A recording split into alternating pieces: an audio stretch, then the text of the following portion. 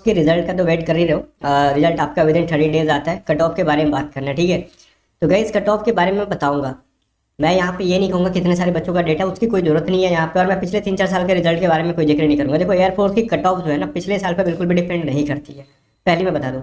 क्योंकि ये एसएससी नहीं है, ठीक है, रेलवे नहीं है कि अपने ट्रेंड को फॉलो करे। और आजकल के कोई भी एग्जाम ले लो ना, वो आजकल पिछली पैटर्न को बिल्कुल भी ट्रेंड को फॉलो नहीं कर रही है। तो मेरे को पिछले कोई भी कट ऑफ के बारे में अगर आप सोच रहे हो ना कि इस साल इतने बच्चे थे, इतनी गई थी कट ऑफ, बिल्कुल भी ऐसा मत सोचना। क्योंकि देखो ये एसएससी अगर हो गई, रेलवे अगर हो गई, ये सभी एग्जाम्स क्या करते हैं ना, वो मोस्टली क्या करते हैं ना, पिछले एग्जाम के पैटर्न को भी पीछे वाली चीज़ों को फॉलो करते हैं।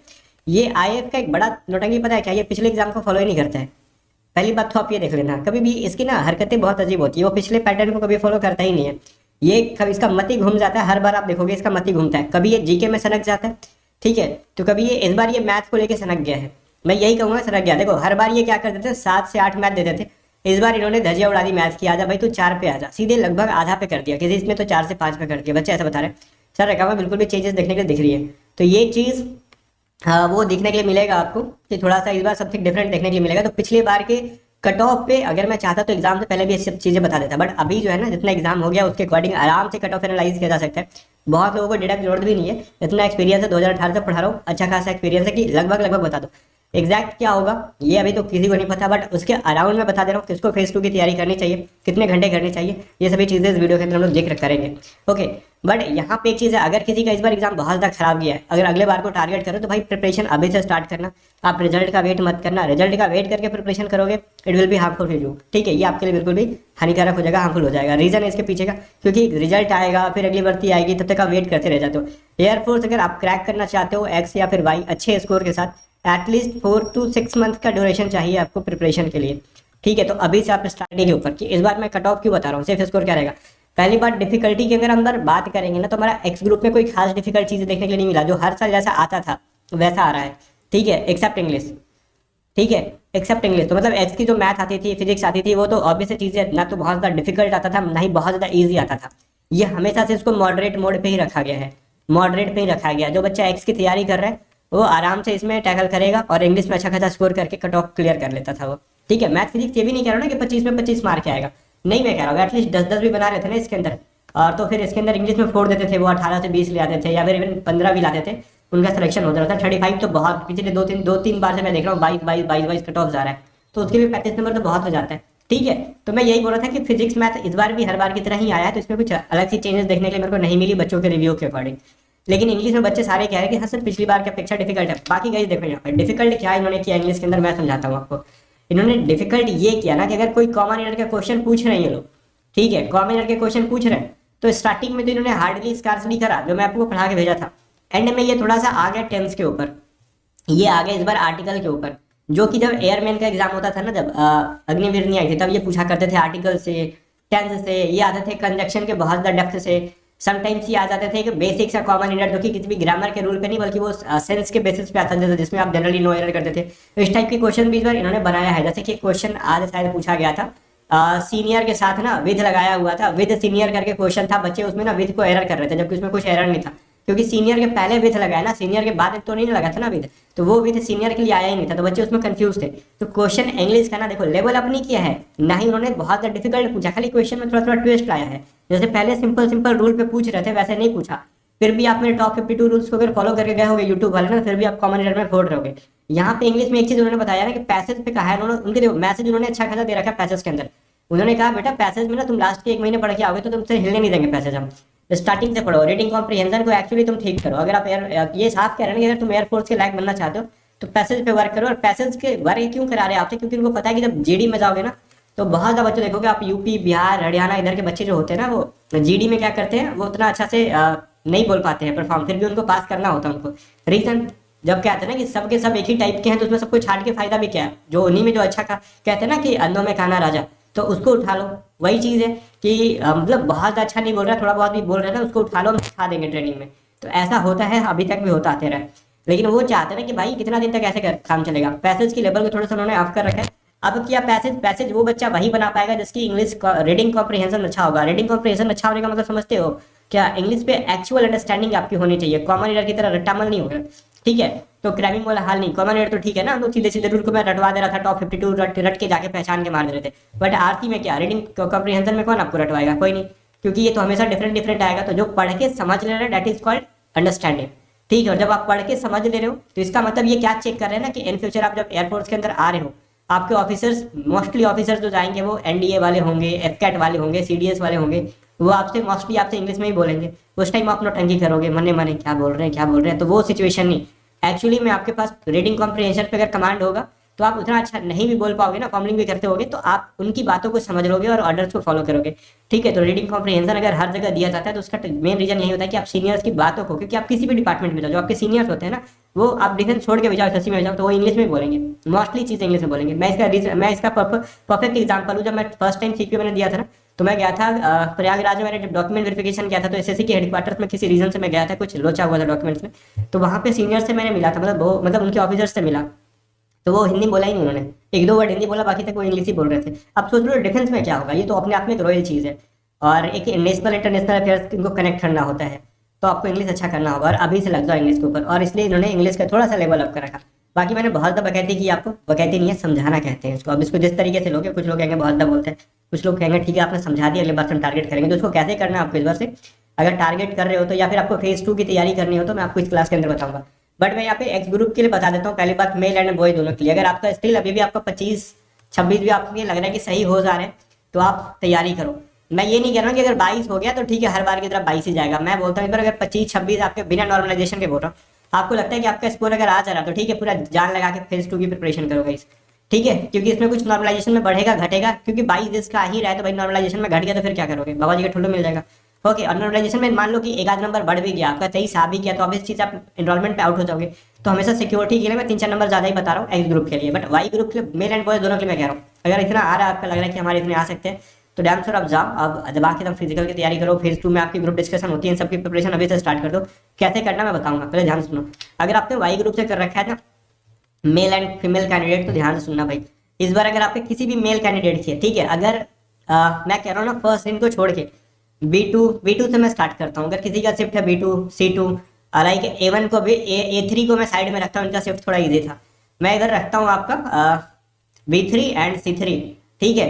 इधर से फिर मैं रखता हूँ यहाँ पे ना, एक चीज़ मैं बताता हूँ आपको, क्या कहते हैं, A1 था ना आपका, A1 और B1 एंड C1, ये बाकी से इजी आया है इस दिन पेपर, ठीक है, बाकी शिफ्ट से ये पेपर इजी है काफ़ी भी।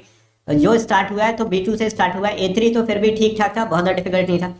फिर आपका B2 B3 C2 C3, इनमें थोड़ा सा जान था, और बच्चे कह रहे हैं ना ज़्यादातर कि नहीं नहीं अभी ना पता है आपको सर जी, हमारा B2 शिफ्ट में ना रुला दिया गया है, ऐसा बच्चे कह रहे हैं। चलो फिर मैं आपको मान भी लेता हूँ, ओके, कि इस शिफ्ट में आपको रुलाया गया है, तो कोई दिक्कत नहीं है, नॉर्मलाइजेशन में तो आपका स्कोर बढ़ेगा ना जनाब, तो फिर काहे रो रहे हो, रोने वाली कोई बात है क्या इसके अंदर, नहीं है, तो फिर रिलैक्स रहो ना फिर इसके अंदर, ओके। तो नॉर्मलाइजेशन में आपको मौका मिलेगा आगे, फिर जो भी इसका एग्जाम होता है तो आप टारगेट यही करो ओवरऑल, मतलब मैं बोल दूँ नॉर्मलाइजेशन और बिना नॉर्मलाइजेशन में जो भी चीज़ है, अगर आपके वाई ग्रुप में अगर कोई फीमेल है 25 to 28 स्कोर आप कर रहे हो अच्छा से, ठीक है, इजी शिफ्ट में अगर आप हो तो 28 तक आपके अगर आ रहे हैं, और डिफिकल्ट शिफ्ट में अगर आप हो तो 25 प्लस भी आ रहे हैं ना आपके, तो आप आराम से प्रिपरेशन करो। कट ऑफ बोलते हैं लोग, तो कट ऑफ मैं नहीं बोल रहा हूँ, ठीक है, इसको कट ऑफ कहना बेवकूफ़ी होगी, क्योंकि मैं एयरपोर्ट का कोई स्टाफ नहीं हो, ना ही मैं कट ऑफ बनाऊंगा, बट मैं आपको सेफ स्कोर की तरह बता रहा हूँ, ठीक है, कि आपको बिल्कुल भी प्रिपरेशन करनी चाहिए जनाब, अदरवाइज आप बाद में फिर पछताओगे कि काश हम कर लिए होते। और मैं बोल रहा हूँ कि अगर किसी लड़की की 28 के आसपास बन रहा है तो आप जान लगा दो इसके अंदर, क्योंकि 25 वाले तो मान लो किसी ना किसी रीजन से, या फिर वो इजी शिफ्ट में इतना ला रहे हैं, तो फिर उनका तो सिलेक्शन पॉसिबल नहीं है, क्योंकि वो एनरोलमेंट में आउट होंगे, ठीक है। अगर आपके रिजल्ट आने के बाद ना, अगर इजी शिफ्ट के अंदर मान लो 25 से अगर नॉर्मलाइज करके 2-4-5 नंबर 2 नंबर बढ़ भी गया आपका, लग रहा है कि इजी शिफ्ट था, फिर हमारा रिजल्ट ला दिया गया मान लो किसी रीजन बस, तो आप एनरोलमेंट में आउट होने की पॉसिबिलिटी रहती है ज़्यादातर, क्योंकि गर्ल्स की एनरोलमेंट में कटअप ज़्यादा बढ़ जाती है। अगर आप वहीं पे ना बॉय हो तो फिर आपको थोड़ा सा यहाँ पे अप जाना होगा, थोड़ा सा बढ़ना पड़ेगा, इन द सेंस की ध्यान से सुनना, क्या बढ़ना पड़ेगा। अगर आपके स्कोर 30 तक आ रहे हैं, ठीक है, इन शिफ्ट में क्या मैं बोल रहा था, जो डिफिकल्ट मैंने बताया आपका B2 से स्टार्ट हो रहा है, B2 B3 B4 जो भी बन रहा है, B4 कहाँ से बन रहा है अभी शायद नहीं हुआ B4 ना आपका, जो भी है आपका, अगर इतना बन रहा है 30 प्लस जा रहे हो, या फिर 30 के अराउंड भी जा रहे हो, डिफिकल्ट है ये चीज़ ऑब्वियसली अंदर, इसके अंदर अगर बहुत सबसे डिफिकल्ट होता है तो 5 से 6 नंबर बढ़ जाए, ठीक है, तो फिर ये सेफ स्कोर रहेगा आपका, तो आपको फेज 2 में तैयारी करनी चाहिए। और इस बार मैं बोल नहीं रहा ना कि अगर 33 आपके होने चाहिए, जब पिछली बार बोल रहा था 33 या 34, मैं इसलिए नहीं बोल रहा ना क्योंकि इस बार इंग्लिश का जब लेवल थोड़ा सा बड़ा है, ठीक है, और इंग्लिश का पिछले बार लेवल बहुत ज़्यादा ईजी था ना, उसके बावजूद भी बच्चों को मैंने देखा ना कि उतना ज़्यादा परफॉर्म नहीं कर पाए अच्छा खासा। ठीक है, तो इस बार तो बच्चे कह रहे हैं, बच्चों के अनुसार ही मेरे को चलना होगा ना, क्योंकि मैंने तो खुद एग्जाम दिया नहीं है। तो रिव्यू के अकॉर्डिंग अगर मैं बात करूँ, बच्चे कह रहे हैं कि सर इंग्लिश में सच में थोड़ा सा लेवल अप हुआ है, तो ठीक है, इसमें लेवल अप हुआ है तो इस बार थोड़ी सी तो ऑब्वियस चीज़ें मार्क्स इधर डाउन देखे, 2-3 नंबर भी मार्क डाउन हुआ है इंग्लिश में अंदर ना बच्चों की। एवरेज स्कोरिंग में अगर डाउन हो रहा है तो कट ऑफ पे उसका अच्छा खासा असर दिखता है, क्योंकि आपको पता है रागा और इंग्लिश अगर मैं बता दूं ना वाई ग्रुप के अंदर रागा और इंग्लिश, तो बच्चे ज़्यादा परफॉर्म कर रहे होते हैं इंग्लिश में ही, जिनका सिलेक्शन हो रहा होता है, मैं उनके बारे में बता रहा हूँ। ये नहीं कि बस वो कट ऑफ खेल के फिर आगे चल के फेज 2 में आउट हो रहे होते हैं, उनके बारे में जिक्र ही नहीं कर रहा। जिनका आप देख लो सिलेक्टेड जो बच्चे हैं ना, वो रागा और इंग्लिश में पूछोगे ना कि आपका कम टाइम में बढ़िया परफॉर्म कहाँ किया आपने, तो बोलेंगे इंग्लिश में किया। तो इंग्लिश बहुत अच्छा क्रूशियल रोल प्ले कर रहा होता है यहाँ पे जनाब। रागा उनकी बेहतर होती है, बट यहाँ पे टाइम मैनेजमेंट का पूरा खेल होता है, कैलकुलेशन कितना फास्ट होता है, और आपकी इतनी एज है नहीं कि आप बहुत ज़्यादा टाइम दिए हो कैलकुलेशन पे। ठीक है, क्योंकि आप जब 10th-12th में आते हो तो उतना कोई बर्डन रहता नहीं है कैलकुलेशन का, शॉर्टकट यूज़ करो वगैरह वगैरह। तो आप अभी जस्ट ग्रेजुएशन वाले बच्चे होंगे। अब हम जैसे क्या ग्रेजुएशन हुए 3-4 साल हो गया हमारा, तो हमने काफ़ी समय दिया है इसके ऊपर, तो इसके वजह से जो चीज़ें ठीक हो जाती हैं, तो रगड़ा जाते हैं इतना ना। बट आप क्या हो ना, कभी निकल के आ रहे हो जस्ट, या तो ग्रेजुएट हुए ही कहाँ हुए, तो ग्रेजुएशन हो रही होगी आपकी। ठीक है, तो आपने उतना वक्त अभी दिया नहीं है, तो अभी तो चीज़ें रागा में उतना भी ज़्यादा अच्छा परफॉर्म नहीं हो पाता है, क्योंकि आपने एसएससी की भी तैयारी कर रखी होगी, फिर भी मैं बोल रहा हूँ। तो इसमें भी वही सीन है कि रागा इस बार थोड़ा सा पहले से डाउन हुआ है, तो डाउन हुआ भी तो बच्चे ना नॉन वर्बल की वजह से फंस रहे थे। तो ओवरऑल मैं यही कहूँगा, देखो मान लो B2 से पहले अगर किसी बच्चा का ना 32+ स्कोर हो रहा है, ठीक है, 32 से 35 के बीच में अगर आपका स्कोर हो रहा है, तो आप आराम से फेज 2 की तैयारी करो। और इसके बाद जो है ना B2 से स्टार्ट हो रहा है, अगर आपके 30+ लग रहे हैं कि आपके बन जाएंगे, ठीक है, तो फिर आपको करना चाहिए। अगर आपको खुद से लग रहा है कि मेरा 28 ही तक बन रहा है, तो ऑब्वियस चीज़ें 28 नहीं बन रहा होगा, वो 26 to 27 ही बन रहा होगा, क्योंकि हमने जो जोड़ा होता है ना, क्योंकि आपसे ज़्यादा मैंने एग्जाम दिए और बहुत बार मैंने देखा भी, अगर मैंने देखा था कि मैं फुल में फुल अगर 100% अटैम्प्ट कर दूँ, क्योंकि कुछ तुक्का भी मारता हूँ, तो उसमें मैं मान लेता हूँ 5-10 मान लेते हैं ना कि हमने तुक्का मारा, तो उसको मैं काउंट ही नहीं करता। मैंने बोला चलो ठीक है, मैंने 90 तक स्कोर किया, 90 में मेरे को लगा बाद में आगे चलो मैंने 5 कुछ गलती की होगी, तो मैंने 85 कर रखा, तो मेरे 85 तक स्कोर होने चाहिए, लेकिन वो घट के मेरे 82 से 83 आई हैं, 82 से 83 ही आएंगे। रीज़न इसके पीछे का क्या होता है ना, इसके पीछे का रीज़न ये होता है कि हमने जो हमको लगता है कि जो हमने सही किया है, लेकिन एक्चुअली वो बाद में पता चलता है कि अच्छा यहाँ पे माइनर जो मिस्टेक हुई है, और अपने को लगता है कि वो सही हुआ था, बाद में हम डिपार्टमेंट को क्लेम करते हैं कि वही सब गद्दारी कर रहे हैं, वैसा कुछ नहीं होता।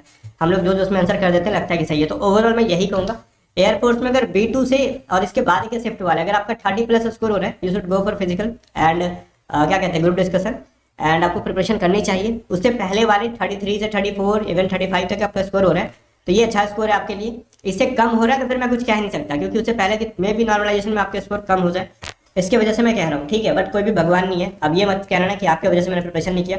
आप साथ साथ में फिजिकल और ग्रुप डिस्कशन को टाइम दो, आपको डेली दिन के 1 आवर देने होंगे। इन दोनों को मिला के बोलोगे 1 आवर में दोनों हो जाएगा, तो भाई करना ही क्या है, रनिंग में जाओ, 20 मिनट रनिंग है सफिशियंट है। ठीक है, हो गया। बाकी आने के बाद आपको क्या करना, हाफ एंड 40 मिनट्स 30 या 40 मिनट्स आपको देने ग्रुप डिस्कशन के टॉपिक को पढ़ने में, इसके अलावा तो कुछ करना नहीं है।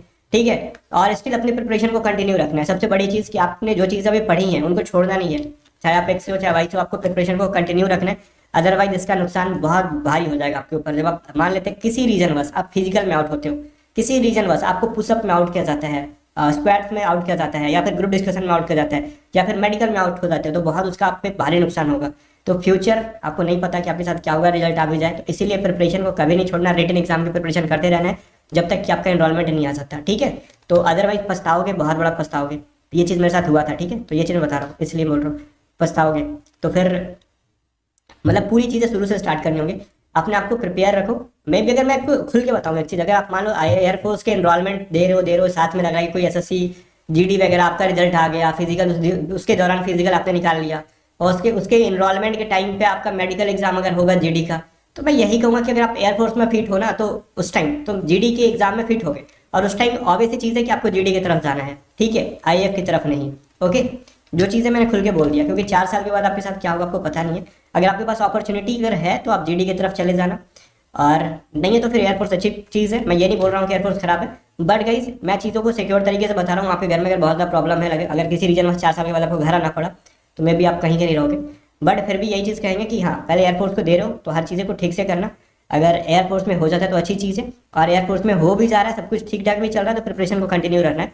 क्योंकि आप तो मेरे लिए गैर भी हो के भी अपने जैसे हो, तो मैं आपको गलत सजेशन नहीं दूंगा। ठीक है, इसके अगेंस्ट अगर एयरफोर्स वाले एक्शन भी ले लेना कि तू कैसा क्यों बोल रहा है यूट्यूब पे आके एयरफोर्स के खिलाफ, तो भाई जो चीज़ें हैं मैं बताऊंगा। मैं किसी को ये नहीं कहूँगा कि डेडिकेटेड हो जाओ 4 साल के लिए, ऐसा नहीं। 4 साल के लिए तैयारी कर रहे हो, कुछ अपॉर्चुनिटी नहीं है, एज नहीं है, वो चीज़ें अलग चीज़ है, बट डेडिकेटेड नहीं होना है इसके लिए, ठीक है। डेडिकेटेड होना है, एफ के लिए हो जाओ ना, एफ के लिए डेडिकेटेड, बढ़िया है भाई। CDS के लिए हो जाओ, डेडिकेशन होनी चाहिए, एयरफोर्स में उसके थ्रू जाएंगे ऑफिसर बन के। तो ये सभी चीज़ें अलग है, बड़े भाई की तरह मैं समझाने की कोशिश करता हूँ, अच्छी गाइडेंस देने की कोशिश करता हूँ आपको, बट ये नहीं है कि मेरा कोई पर्सनल फायदा है इसके अंदर। बाकी गाइस मिलते हैं नेक्स्ट वीडियो में, तब तक के लिए बाय बाय। और हाँ, एयरफोर्स में अगर जाना है तो उसके लिए अलग अलग बहुत सारी जरिए हैं, इसके ऊपर एक मैं अलग से वीडियो बनाऊंगा आपको। बाकी रिजल्ट आपका विदिन 13 डेज आ जाएगा, इसका नियम रह चुका है। लास्ट एग्जाम जब होता है ना, उसके बाद 30 डेज काउंट करने होगा आपको। बाकी रिजल्ट के ऊपर और अगली भर्ती के ऊपर मैं अलग से वीडियो बनाऊंगा। बाकी गाइस मिलते हैं नेक्स्ट वीडियो में, तब तक के लिए बाय।